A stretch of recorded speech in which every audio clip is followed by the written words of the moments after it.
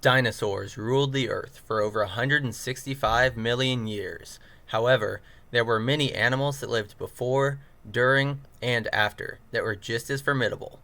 We've picked 36 that dominate the others.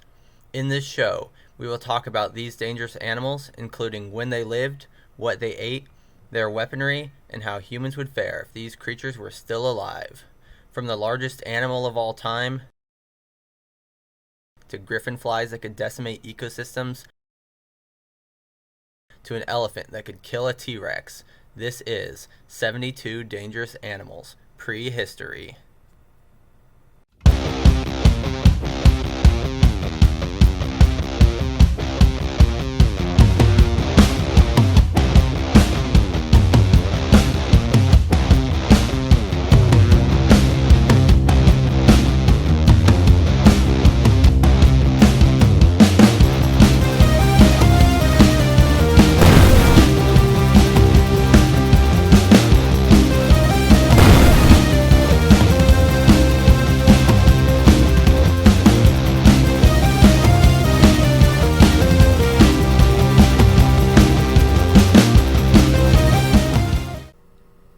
The colossal cheetah grew up to 12 feet long and weighed up to 420 pounds. It lived 1.3 million years ago to 500,000 years ago in Eurasia. Let's start out with a big, small cat. The colossal cheetah took everything that modern cheetahs have and made it more overpowered. They were as big as tigers, but still maintained fast running speeds. Modern cheetahs don't risk fighting other animals because they know if they become injured, they can no longer hunt and kill prey. This is why they don't attack humans. They know we can hurt them, so they don't risk it.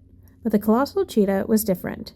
It was the largest cat in its habitat and could fight other predators to steal their kills. Colossal cheetahs had larger canine teeth and stronger jaws than modern cheetahs. While modern cheetahs kill their prey by holding the throat and suffocating it, the colossal cheetah killed its prey just like modern jaguars, by snapping the neck with its teeth. It stood taller than modern lions and tigers. It could run at up to 75 miles per hour, just like the modern cheetah, and likely preyed on ancient human relatives that would have stood no chance against it. Colossal cheetahs may have formed coalitions, like modern cheetahs do, meaning males would hunt together. This allowed them to take down prey much bigger than they could alone. Given the chance, they would definitely hunt and kill modern humans, at least until we taught them not to mess with us. The colossal cheetah takes first place for now. Can it be beaten by a giant primitive amphibian? Koolasuchus grew up to 16 feet long and weighed up to 1,100 pounds. It lived 125 to 120 million years ago in Australia. Koolasuchus is the youngest known temnospondyl, a type of ancient amphibian. It had a very wide head that was rounded and relatively flat. Koolasuchus lived in the Antarctic Circle. Koolasuchus's name has a double meaning. It was named after Leslie Kool, but it's also a pun of the word cool, since it lived in a cold environment. Koolasuchus lived in streams with fast-flowing water. Koolasuchus was a top predator in its aquatic environment, as crocodiles didn't live in the same area as Koolasuchus at the same time. Koolasuchus went extinct after temperatures warmed, and crocodilians soon replaced Koolasuchus. Koolasuchus targeted smaller animals as prey. It fed on fish, turtles, and small dinosaurs. It was essentially a saltwater crocodile, but the shape of a salamander. It was originally unknown what type of animal Koolasuchus was, since the previous youngest known temnospondyls went extinct 60 million years before Koolasuchus lived. An equivalent would be finding a T-Rex alive today. Eventually, Koolasuchus became known as the last surviving temnospondyl. It's not likely there was an even younger temnospondyl, as Australia was the last place temnospondyls could survive in due to the climate, and the climate shifted towards the end of the Koolasuchus's reign, meaning no temnospondyls could have persisted. Koolasuchus had massive tusks and teeth that it could use to seriously injure or kill a human. It would lunge from the water, snatch you, and pull you into the water. You would never be seen again. Koolasuchus can't top the colossal cheetah. It takes second. Up next, a massive elephant. Palaeoloxodon grew up to 30 feet or longer and weighed up to 49,000 pounds. It lived 2.5 million years ago to 3,500 years ago in Africa and Eurasia. Palaeoloxodon is an interesting genus, as it contains both the smallest elephant ever and the largest elephant ever. The smallest species of Palaeoloxodon was only 3.3 feet tall and weighed 550 pounds, while the largest was 17 feet tall at the shoulder and potentially weighed 49,000 pounds. For this show, we will be focusing on the largest species. That species was the largest terrestrial mammal of all time. Palaeoloxodons had short, tall skulls with a crest on top. The crest supported additional muscles. Palaeoloxodon was known as the straight-tusked elephant due to its relatively straight tusks.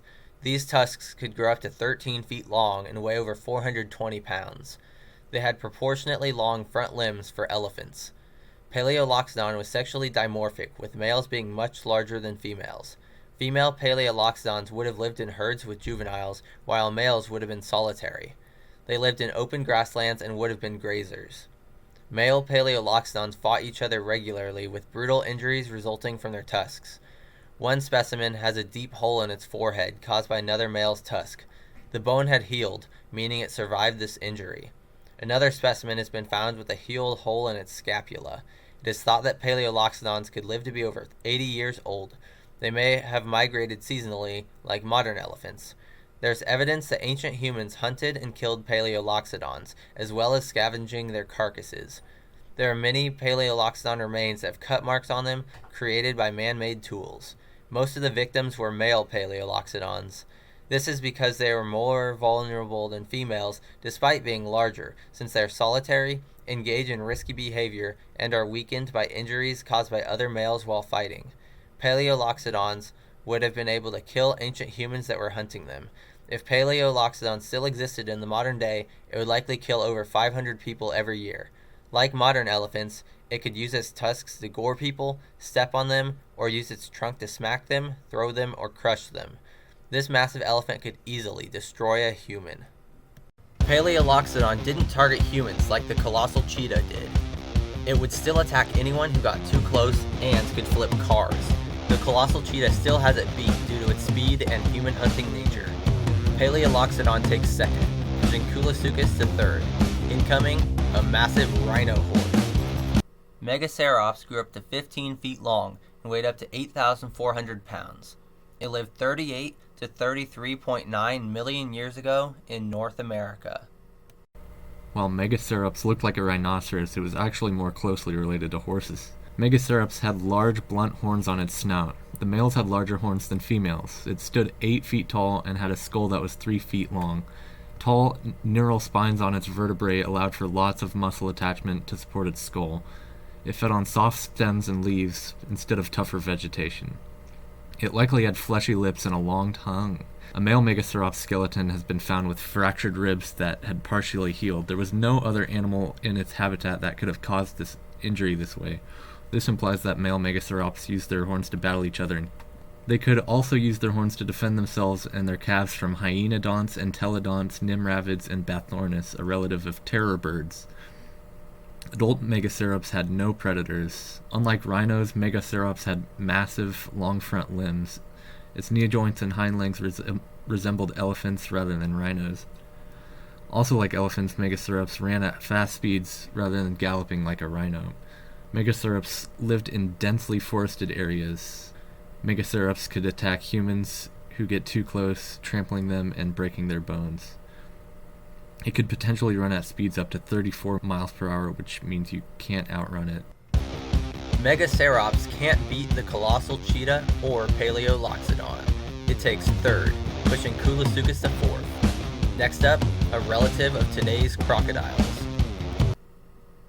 The man-eating crocodile grew up to 25 feet long and weighed 2,500 or more pounds. It lived 1.84 million years ago in Tanzania. Crocodilus anthropophagus is a crocodile which lived in Africa at the same time as ancient species of humans. As the epithet anthropophagus implies, it actually would eat those humans. Several hominid fossils have tooth marks on them that would have been caused by this crocodile. It is thought that the tooth marks were left by juvenile man-eating crocodiles, since adults would have been so large that there would be nothing left of the hominids. While the man-eating crocodile was relatively large, it was still much smaller than the other crocodilians like Purosaurus, Deinosuchus, and Aegisuchus. Its body size was much larger than the average modern saltwater crocodile and slightly larger than the largest recorded ones at a little over 25 feet long, according to estimates based on what fossils are known. The man-eating crocodile had a very robust skull, which allowed it to tackle larger prey and gave it a stronger bite. Juvenile man-eating crocodiles would have had thinner skulls just like modern crocodiles and would have fed on less powerful prey than adults. Modern Nile crocodiles kill anywhere from several hundred to a couple thousand people every year, and since the man-eating crocodile also lived in Africa, it is likely it would kill a similar number of people if it were still alive. Targeted individuals would be people who go near the water, either to wash clothes or dishes, or to fish or bathe, or just to play around. The man-eating crocodile would certainly live up to its name. The man-eating crocodile beats the colossal cheetah for first due to its likely kill rate and brutal attacks. The colossal cheetah moves to second, Palaeoloxodon to third, Megacerops to fourth, and Koolasuchus to fifth. Here comes a truly monstrous reptile. Ichthyotitan grew over 115 feet long and weighed 669,786 pounds or more. It lived 205 to 202 million years ago in England. Ichthyotitan was the largest animal of all time, as far as we currently know. At a length of over 115 feet, it was larger than the largest blue whale. While no weight has been suggested for Ichthyotitan, I calculated it to be approximately 669,000 pounds using a blue whale weight calculation formula. This means that the weight will not be exact due to differing body plans between the whale and ichthyosaur, but will be relatively close due to trade-offs between sizes of different body parts. The holotype, while already a beast, is thought to belong to a subadult individual, meaning it was not fully grown. Ichthyotitan was the apex predator of its time, as you may have assumed from its size. Unlike the blue whale, which feeds on tiny organisms, Ichthyotitan is thought to have had similar hunting habits to orcas. As mentioned in Season 1 of 72 Dangerous Animals Prehistory, Mark McMenamin suggested that there was a Triassic kraken, after giant ichthyosaur vertebrae were found arranged in regular geometric patterns and preserved circular marks that were hypothesized to be left by octopus arms. Modern octopuses arrange shells and bones into patterns, just like the preserved ichthyosaur bones. His theory was not taken seriously by most paleontologists, but now it is looking a lot more likely. After all, Ichthyotitan was massive and required a lot of food. A perfect prey item would be a giant octopus. Since Ichthyotitan has been compared to orcas as an apex predator, it is possible that it hunted in pods to take down large prey. Something to note is that macropredators are almost never the largest animal in their habitat, with a notable exception being Dilophosaurus, which was twice as heavy as the largest sauropods in its habitat and by far the largest animal in its ecosystem. This means that there is likely a larger animal out there in the late Triassic that was prey for Ichthyotitan, much like orcas that hunt in pods to kill larger whales. The reason we haven't found it yet is due to preservation bias. Where the larger an animal is, the harder it is to fossilize. Most giant prehistoric animals are known from just a few bones or parts of bones, just like Ichthyotitan, which is known from only jaw fragments. Since less than 0.1% of all species that existed become fossilized, that almost certainly means we will never know the largest animal to ever exist on Earth. Plus, like I mentioned, large animals rarely preserve well in the fossil record, so potentially there could be an aquatic filter feeder that was 200 or more feet long that most likely will never be discovered. Ichthyotitan would have had large conical teeth that it would have used to take out prey items such as other marine reptiles and large fish. Ichthyotitan would have been a menace to humans. It could swallow a whole beach full of swimmers as if they were krill, and would have had a large enough stomach to actually hold them all. While some animals may get full after eating a few humans, Ichthyotitan would not. It could eat dozens of humans at a time. Not to mention it could damage large ships and sink smaller ones by breaching, like whales do today. And if humans decided to hunt it for meat or some other purpose, it would easily be able to defend itself, much more so than sperm whales, and they are already ruthless killers when attacked. Ichthyotitan is the ultimate killing machine. Ichthyotitan shoots straight to first. This beast has even Mosasaurus beat in terms of power. It pushes the man-eating crocodile to second, the colossal cheetah to third, Palaeoloxodon to fourth, Megacerops to fifth, and Koolasuchus to sixth.